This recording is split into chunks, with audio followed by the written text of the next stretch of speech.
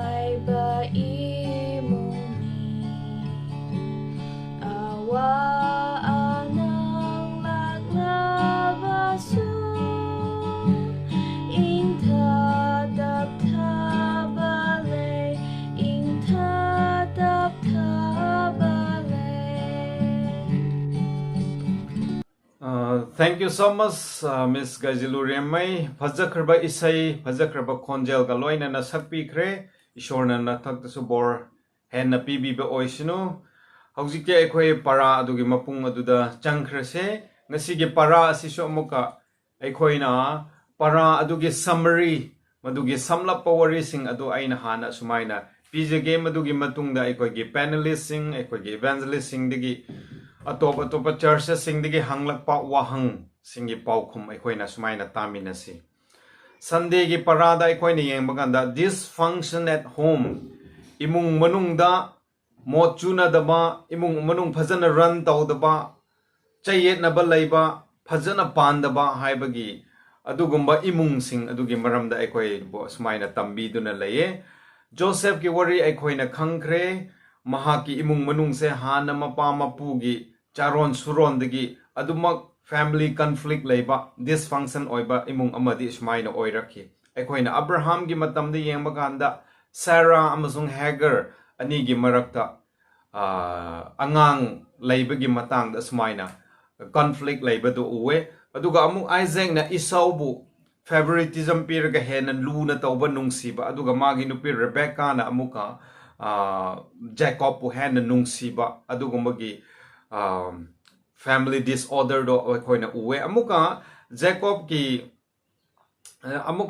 na nupi ani lo laga maduna magi punsi gi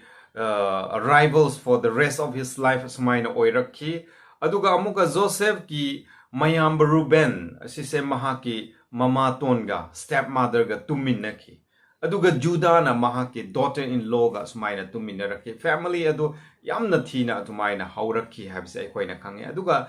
Levi and Simeon na kramai tawbra harga khungang amagi miyoi khudingmak putumna hatokhi asumaina Joseph ki imung manung se yamna perfect oidaba dharma chenba imung oina hauraklabasu amada sumaina dysfunction oiba disorder oiba se sumaina aikoina uba phange adumnadi oiraga Abraham, Isaac amasung Jacob makoi ahum ase heroes of faith thazabagi angambasingi manungda makoi ahum gi ming asisu aikoina Hebrews chapter 11 gi verse 8 20 amasung 21 de yenglade aikoina uba phange makoi loina makto imung manunggi conflict leirakpa phattaba leirakpa disorder leirakpa chuna daba yana daba adugumba imung singdagi haurakhiba ngakda oiramkhi adubu makoi gi thazaba ishor ngonda thazaba makoi ne imung manungda tamjakhiba ishor gi maramda aphaba khara ishor gi maramda khangba khara ado makoi gi punsi da thadoktana hinghibagi maramna makoi sing ado heroes of faith da aikoi sumaina changkhi Monday gi parada aikoi ne yengba kanda choosing a new direction achumba lambi adu thiba aphaba lambi adu da amuka nauna khongda rakba haibagi maramda aikoi bu masida tambiraga leire amuka Deuteronomy chapter 4 gi verse 29 da aikoina yengba kanda mafam dudagi haibade achet akai mafam adudagi family disorder laiba mafam adudagi kairaba mafam adudagi adugumba khongpham adudagi nahangna ishor bo thawai hakchang yauna thirabadi mafam dumakta matam dumakta nahangna suksoi soidana ishor bo phangjarani haina Deuteronomy 4 gi 29 da iduna leye Joseph ase mapa Jacob ki favorite ni nungsi jaba yamna luna tawjabi ba adugumba angang nupa macha amani maduna maram oiraga mahakpu mahaki mayamba singe yengthi ba kallak pa mi hauba adugumbudo phawraga makhoi gi manaw nupa amak adubo hatokna na ba plan phawba tawrakhi habse akoina Genesis chapter 37 verse 4 and 5 adude yenglaga amasung verse 19 and 20 aduda iduna sumaina leire Joseph na chahi tara taret surabakanda 17 years surakpakanda mayamba singna mahakpu minai oina Midianite singde yon thokpiraga Midianite singna akonbada mahakpu amuka Egypt ke Potiphar gi yumda minai oina mahakpu sumaini yon thokpiki adugumba situation adu phawbada Joseph na mahakna magi yumda lairingai da tambiki ba khangkraba adugumba ishor gi achumba ado ishor bu thajaba ado mahakna mangdana kauthokdana ningsinglaga chatkibagi maramna Joseph ki punsida langam phiren ꯂꯥꯟꯉꯝ ꯐꯤꯔꯥꯟ ꯊꯦꯠꯄ ꯍꯥꯏꯕꯗꯣ ꯃꯥꯒꯤ ꯇꯨꯡꯒꯤ ꯄꯨꯟꯁꯤꯗ ꯁꯨꯃꯥꯏꯅ ꯑꯣꯏꯔꯛꯈꯤ ꯅꯪ ꯑꯩꯁꯨ ꯑꯩꯈꯣꯏꯒꯤ ꯏꯃꯨꯡ ꯃꯅꯨꯡꯗ ꯑꯀꯥꯏꯕ ꯌꯥꯅꯗꯕ ꯗꯤꯁꯑꯣꯔꯗꯔ ꯑꯣꯏꯕ ꯗꯤꯁꯐꯪꯛꯁꯟ ꯑꯣꯏꯕ ꯑꯗꯨꯒꯨꯝꯕ ꯏꯃꯨꯡ ꯃꯅꯨꯡ ꯃꯌꯥꯝꯗꯒꯤ ꯍꯧꯔꯛꯄ ꯌꯥꯏ ꯑꯗꯨꯕꯨ ꯃꯗꯨꯗ ꯅꯪꯅ ꯑꯗꯨꯒꯨꯝꯕ ꯏꯃꯨꯡ ꯃꯅꯨꯡꯗꯒꯤ ꯍꯧꯔꯛꯈ꯭ꯔꯕꯁꯨ ꯅꯪꯅ ꯏꯃꯨꯡ ꯃꯅꯨꯡ ꯑꯗꯨꯗꯒꯤ ꯇꯝꯈꯤꯕ ꯏꯁꯣꯔꯒꯤ ꯃꯔꯝꯗ ꯑꯐꯕꯁꯤꯡ ꯑꯗꯨ ꯅꯪꯅ ꯀꯥꯎꯊꯣꯛꯀꯦ ꯅꯤꯡꯁꯤꯡꯒꯦ ꯍꯥꯏꯕꯗꯨꯗꯤ ꯅꯪꯒꯤ ꯗꯤꯁꯤꯁꯟꯅꯦ ꯑꯗꯨꯕꯨ ꯖꯣꯁꯦꯐꯇꯤ ꯃꯗꯨꯃꯛ ꯏꯜꯂꯒ ꯃꯗꯨꯅ ꯃꯥꯒꯤ ꯄꯨꯟꯁꯤ ꯁꯦꯝꯈꯤ ꯍꯥꯏꯕꯁꯦ ꯑꯩꯈꯣꯏꯅ ꯃꯟꯗꯦꯒꯤ ꯄꯔꯥꯗꯒꯤ ꯎꯕ ꯐꯪꯉꯦ ꯇ꯭ꯌꯨꯁꯗꯦꯒꯤ ꯄꯔꯥꯗ ꯑꯩꯈꯣꯏꯅ ꯆꯪꯂꯛꯄ ꯀꯥꯟꯗ ꯑꯃꯨꯛꯀ ꯐꯥꯏꯟꯗꯤꯡ ꯊ꯭ꯔꯨ ꯁꯦꯜꯐ ꯋꯔꯊ ꯅꯍꯥꯛꯀꯤ ꯑꯁꯦꯡꯕ ꯃꯃꯜ ꯑꯗꯨ ꯈꯪꯗꯣꯛꯄ ꯅꯍꯥꯛ ꯑꯁꯦ ꯀꯅꯥꯅꯣ ꯍꯥꯏꯕꯗꯨ ꯁꯦꯡꯅ ꯈꯪꯗꯣꯛꯄ ꯍꯥꯏꯕꯒꯤ ꯃꯔꯝꯗ ꯑꯩꯈꯣꯏꯕꯨ ꯑꯃꯨꯛꯀ ꯇꯝꯕꯤꯔꯒ ꯂꯩꯔꯦ ꯖꯦꯅꯦꯁꯤꯁ 37ꯒꯤ 36ꯇ ꯃꯤꯗꯤꯅꯥꯏꯠꯁꯤꯡꯗꯨꯅ ꯍꯧꯖꯤꯛꯇꯤ ꯖꯣꯁꯦꯐ ꯑꯁꯤꯕꯨ ꯏꯖꯤꯞꯀꯤ ꯐꯥꯔꯥꯑꯣꯒꯤ ꯂꯥꯟꯃꯤꯒꯤ ꯃꯀꯣꯛ ꯄꯣꯇꯤꯐꯔꯒꯤ ꯌꯨꯝꯗ ꯃꯍꯥꯛꯄꯨ ꯃꯤꯅꯥꯏ ꯑꯣꯏꯅ ꯑꯁꯨꯃꯥꯏꯅ ꯊꯥꯕꯤꯈꯤ ꯍꯥꯟꯅ ꯖꯣꯁꯦꯐꯅ ꯃꯌꯨꯝꯗ ꯂꯩꯔꯤꯉꯩꯗ as a favorite child of his father mapagi nungsijaba angang ama oina chaningba cha setningba set nungaina palaga leibado hojikti madugi adugumba nungaibado mahak phangdre he become just a slave hojikti Egypt ki lamdam aduda yeknabagi territory aduda mahak ase kari tawkrabra hairaga minai supnatagi minai haibado oiraga mahakna sumaina hinglakhi अदुबो Joseph न महाकी ममल अदो चप चाना खंखिबगी मरमना कदाई कदाई the लैरबसु करम करम ब situation द महाक चांगलबसु एनिमी टेरिटोरी द लैरबसु महाकना महाकी ममल अदुबुदि कैदौनुंगदसु कॉम्प्रोमाइज तौखिदे हाइबसे अखोइना उबा फंगे मदुमंगना महाकना मागी टेम्पटेशन मयाम अदुबसु महाकना ओवरकम तौबा ngamखि पोटिफरगी नुपीगी मयोक्ता महाकना लेप्पा ngamखि करिगिदमक्ता महाकी ममन अदो महाकी सेल्फ वर्थ अदो महाकना फजना खंबगी मरमना ईश्वरना नंग आइबुसु थौजागी मिंगसेल मखादा अखोइबु येंगबिदुना लैये आइजिया 43 गी वर्स 1 गी प्रॉमिस अदो निंगसिंगसे ईश्वरना हाये कीगनु आइना नखोइबु नखोइगी मिंग कौरगा नखोइबु कौथोकपिख्रबनिको नखोइबु हंदोकपिख्रबनिको अदुना कीगनु हाइबिये अदुगुमना ईश्वरना अदुगुमना अखोइनसु जोसेफ गुमना अतोप्पा मीना अखोइबु करी खनबिगद्रा नत्रगा अतोप्पा मीगी थमोय पेनहननबा कन्ना होनरगा ईश्वरगे मरमदा सोइबा अदु तौददुना Number 1 da our first priority ase ईश्वरगे अनिंगबदो करीरा हाइबदो खंगलगा अखोइना चटपा असे मथौ ताए अदुमक जोसेफ न पोटिफर गी युमदा तौखि मीगी अपाम्बा पोटिफर गी नुपी गी अनिंगबा अपाम्बा अदु थुंगहलगा ईश्वर गी अपाम्बा अदो मांगना लेपहन कीदे अदुबो फर्स्ट थिंग फर्स्ट ईश्वर ब माना प्रायोरिटी हाना थमलगा मियोइबगी थमोय अदुबो पेनहनगदबो मुहति ईश्वर गी थमोय अदुबो पेनहनबने हेना मरु ओय हाइबसे मांगना खंजिलगा मदुमकना मागी पुंसीदा न्यू डायरेक्शन अनौब लंबीदा खोंगदारकपा अचुम लंबीदा खोंगदारकपा हाइबा अदु फंखि वेडनेसडे गे परादा अखोइना सुमाइना येंगबा कांदा डूइंग रिलेशनशिप्स गॉड्स वे ईश्वर गे अपाम्बा गी मवोंगदा अखोइगा जिसुगा गी मरक्ता अखोइगा अतोपा मीसिंग गे मरक्ता रिलेशनशिप मरी मता सेमगतपा हाइबगी मतांगदा अखोइ सुमाइना तेने येंगसे मिनाय ओइना थमख्रबसु ईश्वरबु थाजदना काउदना थाजना चेना लेपगी मरमना जोसेफ हौदिकी पोटिफर गी युमदा मिनाय ओइदरे अदुबु पोटिफर गे लंथुम मयाम अदुबु येंगसिनबा अदुगुंबा केयरटेकर अमा ओइरखरे हाइबगी वरी अदुसु अखोइना खंगे हिरम खुदिंगमक्ता फचना चथरमे मतम खरा अदुबु कदाइदगी नो खंगदे पोटिफर गी नुपीना महापु मिनमदुना लौनम लांग थुजिलगा कॉन्फ्लिक्ट अदो थोरकपा हौखि पोटिफर गी नुपी असे लानमी मकोंग अमगी नुपी अमा ओइना महांगना अनिंगबा अदो महांगना अपाम्बा अदो थोंगद्रि फाव हेक्ता होनबा अदुग मागे अनिंगबा अपाम्बा अदु अयेट पपीरप मी सिंगबु ट्रबल्स पीबा हाइबसे अंगम अथौ सिंगी नुपी अमा ओइबगी पुनसिरोन ओइना महाग असुसु महाग सो सुमाइना येंगलमी अदुबो हिंगलमी अदुबो जोसेफ असे बिब्लिकल प्रिंसिपल्स अदुबो फजना ngakpa aduga Genesis 39 gi verse 9 gi matung inna mahak ase minungsi chawba thaujal haiba loving and kindness adugumba thamoi chenba nupa macha ama oirami adumakpo mahakna Potiphar gi nupi adugi apamba adu thunghalaga kindness loving heart adu so tawraga ishorbu mana ignore tawba adu natana ngasa hai ki bugumna first thing first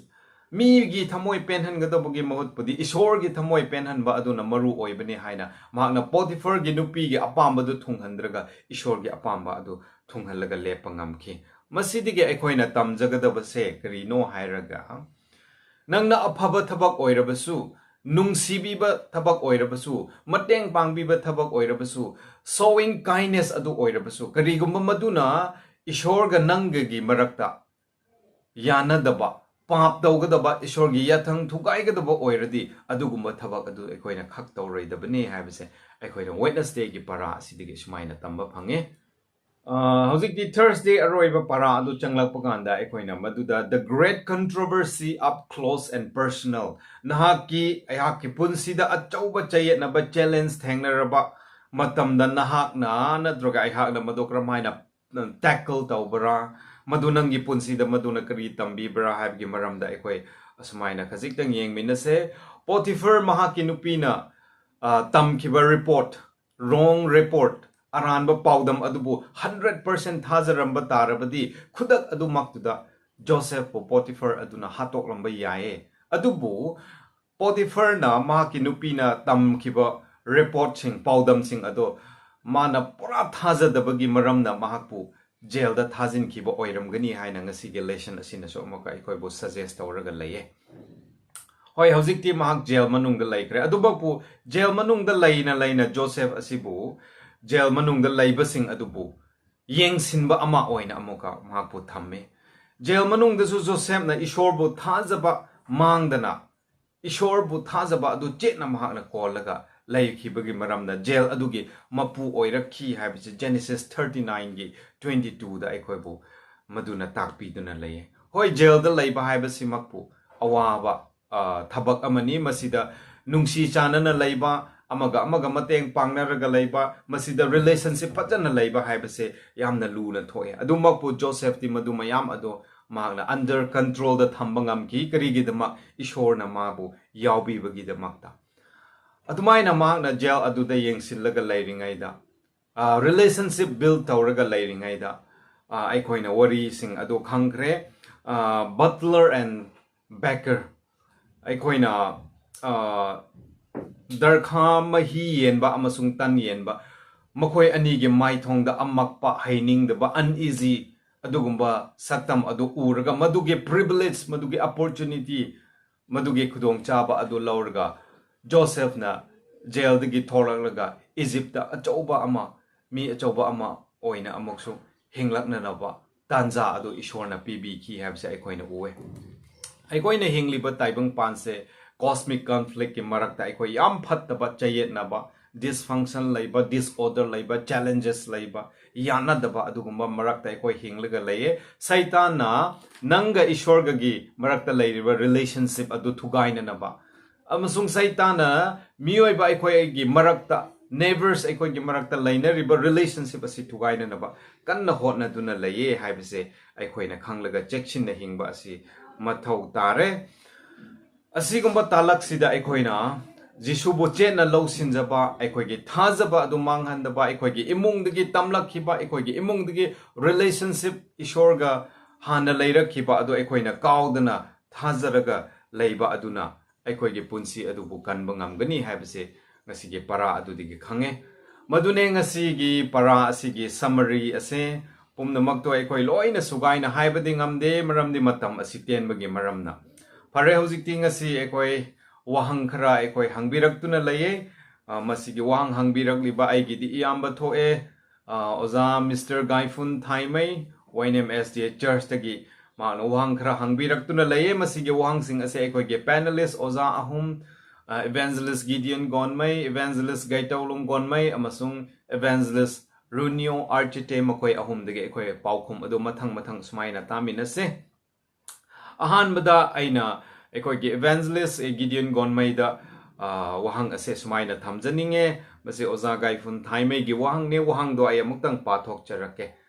Jacob na mahaki macha Joseph pu hen na nungsiba hen na luna tawba aduna mahaki imung manungda conflict yana daba purak pagi mai chukhat piba adugumna thokhi maduna maram oidana mayamba singna Joseph pu kallak patuka jaba phawraga mahakpo minai oine yon thokhi masida Jacob na masana masagi langjakhiba maran haibeda macha amapo favoritism pirage imung manungda irang thokhanba dysfunction laihanba ado mahakna realize khangba ngamkhibra aduga madugi mahaina natra Jacob ki imung manungda dysfunction yana daba disorder purakhibase haina wahang ase sumaina hangbira e hoi wahang ase yamna phajaba wahang ni masiga wahang ase aikoigi evangelist Gideon Gonmaina khombigini aduga magi samdarakpa wahang amakhak lai ai chithaure aduna sumaina aduga loinana Jacob ase thajabasingi maming challaga Hebrews da mapu iraga lai ama oy thajabagi hero ama oina adugumba imung adudaso dysfunction yana daba haibagi mami ase sumaina takhi maduna ngasi panliba aikhoigi imung manung asidaso asigumba dysfunction ase laktaningai karamba suggestion karamba pautak tam pibiba yagadra haina so sumaina hangbiye masigi wahangsing asigi paukhum ase aikhoigi evangelist gita se evangelist Gideon Gonmai Jacob ki imung gi irang ase Jacob na hoi mai chu hanbiye machin manaw nungay na dadun layringay asida magi nupi singgit nungay na dabod layringay asida mahak na Joseph ko hen na nungsiba madu utpa matamda magi damakta phajaba phiron ama machu yama phiron ama sembiba matamda hen na sawning rakhre Joseph ki mang aduda mahak na ningthau oigado bugum machin manaw mayam na magi makhada leigado bugum asumai na thokpa mang mayam duga amuko mapana hena nungsirga tawbado madu mayam adun hena sawramki aduma pu imungi irang ase Jacob na khakta natte Jacob na imungi irang thokhaningai thodang yamna chawna lawjaraga su thokhaningai thokhandadingai habdo individual aikhoi masa gi makha su pole yengse aikhoi Joseph na machin manaw singbu mayamba singbu mahak na laman khumba yaine aduma pu khumki de mahak na laman khumba gi muhutta mahak na aphabarom da mahak na wakhal khaluraga isona aikhoi bu kannana bagi damakta niko jiba mayam kannana bagi damakta masi se thokhan bani ko haina aphabarom da chakhine isor ngonda changba matam asida problem oiroi irang ase irang oiroi yamna phajana semraga su irang thohan ge hargadi aikhoi khutta leye yamna mina thina ngangraga su aphabarom da lawge hargadi nang aikhoi ngonda leire masigi maramna Jacob na khaktana te imungi irang thokhan base magi nupi magi masa sing mayam asigi makha su pole makhoi su madugi thodang aduda madugi saruk tu de yawi irang thokan bagi saruk ta haibse asmaina haining mini aduna hauziki matam asida aikhoi gi imung sing ase irang thoktana na ba aikhoi na kari tawba ta ge hargadi asmaina isor gi wahai asida aikhoi na ahan ba thamba tare God first isor bo ahan ba thamba tare aikhoi gi imung sing adu erdi Jacob gi imung sing se isor bo hana thamdabra thamlamme isor ngonda di hana thamme adumak pukari tawbra masa gi khanjaba amasu leiramki masa gi choice haibesi su leye aduna ani subadasu kari tawba tabra harga angang singi choice sing ase aphaborom da chat hananaba mama mapa gi thodang achauba masulaye mama mapa asina balance tawgadobani family asida balance leigadobani thabak amasung family gi time imungi tinaba matam nangi thabak aigi thabak masise matam khaidok na rakadobani balance oigadobani nangi thabak damakta pukning yam changraga nangi imungi damakta nang karisu khandragadi ashoibu oigani aduna nangi imong khakta khallaga su amka nangi thabakta karisu soktargadi amka su asoi blaigani masigi maramna masida balance laigidobani ahum subasina emphasize to base haibdi loy damakki damakta manana aikoina khangadobani nungsibasisu angang mari manga le haina atonba bu khakta nungsibagum ahan bu khakta nungsibagum asmaina tawba matamda ashoiba lakani masigi muhuta aikoina kari tawgu tobra harga makhoi mayam bu chap manana aikoina makhoi gi damakta khanjagadobani makhoi gi damakta importance chap manana aikoina lawgadobani amabu hena luna khanba amabu hena laina khanba masmaina tawba matam asida aikogi imung asida irang chawdo thokpa yae madumaina tawdana nungsiba se chap manana nungsiba amagi damakta phaba tawga amagi damakta tawdabdo aikoina taw haide asmaina tawduna ahum asa aikoina ningsingsi isor hana thamba thabak amasung imungi matam manana piba habdi importance manana piba ahum subada imungi mi mayam asibu aikoina importance loina piba haibse asmaina hainingi Thagachere Evangelist Gideon Gonmei wangsing adugi paukhum phajana yamna sugaina yamna tenna haibi khre ishorna bor pibi ba oisnu mathangi wahang sisu amko zagai fun thaimei digi hanglakpani masigi wahang asi aina oza aikoigi Evangelist gaitau lungonda sumaina hangjage wahang adu aina sumaina pathok charake Joseph haidiba nupa masa asidi Potiphar gi nupi gi launam lang aduda thudaraga madudagi nanthorga chenthok pangamki adubu David ti Uriah gi nupi Bathsheba gi maphamda mahak pap langjaraga pap takhi masida Joseph amasung David kagi thajaba asida khetna base karira masikra haibiyo haina hai aduga karam haina Joseph na pap aduda taroi aidi pap ta changjaroi pap adu langloi haibagi phirep ase madugumba decision ase karam haina lawba ngamkibra haina wang ase hangbira masigi wang asige paukhum ase ekoigi panelist Evangelist Gaitolung Gonmei mangondigi paukhum adu ta ase Evangelist Gaitolung Gonmei Ningthau David gi thajabaga Mina Joseph gi thajaba asi ani da kari khena ba laibra amana athemba lakpa matamda phattu ki amade athemba bu lan ngamki hakchang yauna themrak pa phawba ba makna laithok pangam ki kari khena ba laibra wahang asige paukhum akhoi tena tamina si 1 Corinthians chapter 10 verse 13 athemba lakpa loina mak akhoi na khangba ngamde bai mathak pi roi athemba lakpa matamda laithok ningai pambai bibi gni hai Joseph du pambai du urga chen khre David di pambai adu udra bazara mana khangba ngamde bagi mathak da nansin khra bazara akhoi magi haurak pa punsi khra ta si hena gyan ta ningai angang oringa yaw selingai isor gi wahai bu ma hakna maira oina pari ba matik isor gi wahai bu magi thamoi nung da chetna thamri ba matik athemba bu ma hakna lan ngam ki Psalms 119 gi verse 11 lan thengma ba khuding the battle belongs to the Lord isor gi ming da ma lan thengna ba da athemba da ngam ki adu bu hausikti ma ningthau oikhre haksangi awa badagi ma lan thokre singhasan da phamkre aha athum chakre adubu mana pali base ningthau oirabasu singhasan da phamrabasu jekna bagi territory de lairiye shaitan se matam khibikta thiriye kai sati bugumna thiriye habdo mahakna kawre adunani mana chekshindre lan pham mana leikado bama phamda Ammonites ka lan sokna ribani aduda laitaduna ma yumda lenna laikre shaitan na khudong sa balawre nupi adu ukre Bathsheba gi phajaba hakchang du uba matamda asise aigi mitna pata kadawre mana chen thokke khande kanara phajaba gum tawe yengsene haina hena zoom in tawbaduda shaitan na magi soft corner du uraga hena attract tawhalaga mana papdo changki bane mana pambai adu yengdre chen thokningai gi pambai isona pibdo zoom tawringai da asini whereas Joseph minai di ai se minai ni ko ai gi aning bada ai hingba ngamba nate mi kanana force tawrak pasu yai Adubu ay isorga ngajagi. Lai murti latpa mafamdani ko. Kanana so ay bu incorrect sauningay laiti ko. Ay napanli ba si langi mafamdani.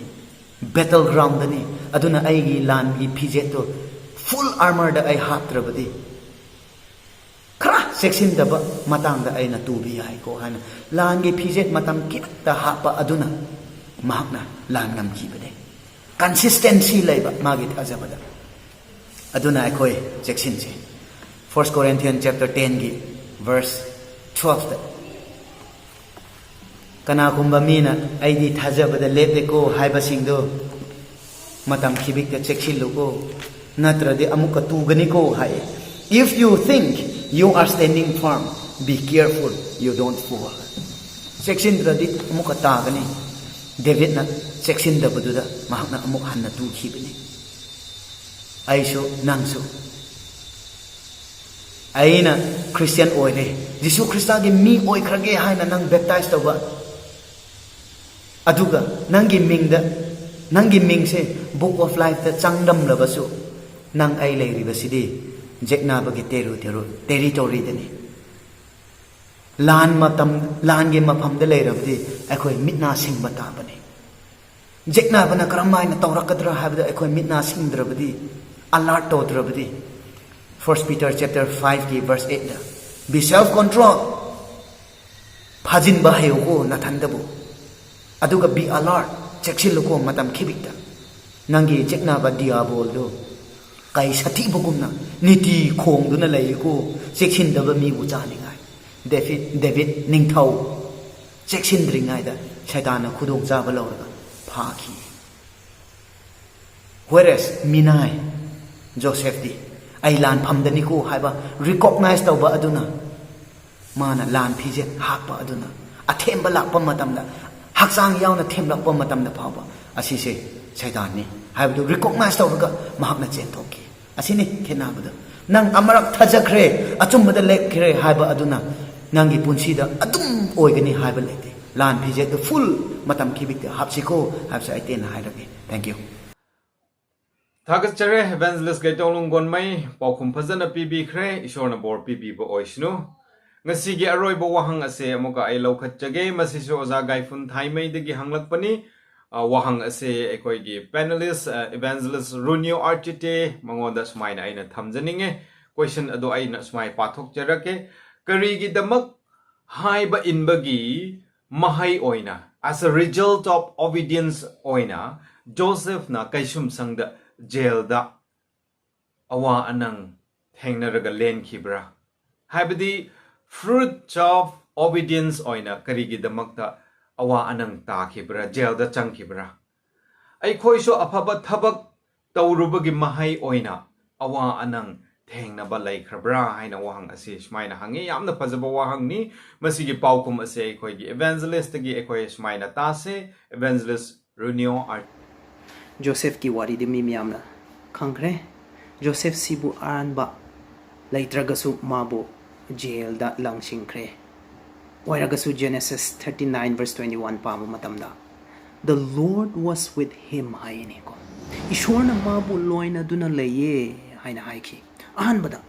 when awa anang si ishorna shembi banate haibasi akhoi mi miyamna ningsingsi